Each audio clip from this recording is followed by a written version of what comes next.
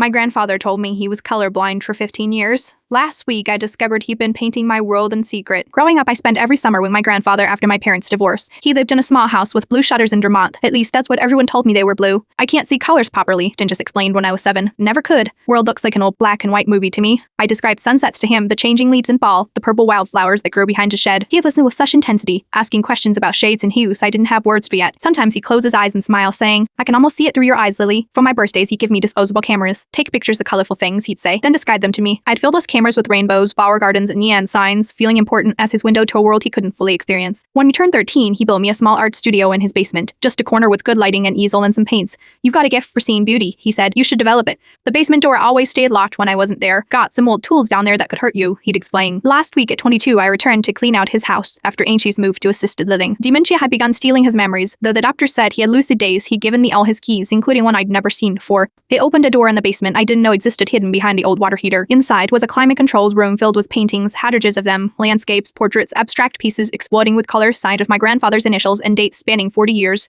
But what broke me were the paintings on the far wall, every scene I'd ever described to him from those summer days. The sunset over the lake with streaky pink clouds, the maple trees in autumn with their impossible red leaves, the field of purple wildflowers behind his shed. He painted them all exactly as I described them in colors so vibrant they almost hurt to look at. On an easel in the center sat a note, and his most recent work, still unfinished. It was us, sitting on his porch swing. He painted himself in grayscale while I was in full color. The note read, "Lily, I've never been colorblind. I see the world just fine. But when I was a young man, a famous art critic destroyed my confidence, saying I had no eye for color, the worst palette choices I'd ever witnessed. I believed him and stopped showing my work to anyone. Then you came along describing colors with such wonder that I started painting again, but only in secret. Your eyes helped me see beauty in my own work again. I was going to tell you when you turned 18, but then I got scared. Burgo, an old man's lie. The truth is, you've been my teacher all along." I called the nursing home immediately, tears streaming down my face. "He's having a good day today," the nurse says.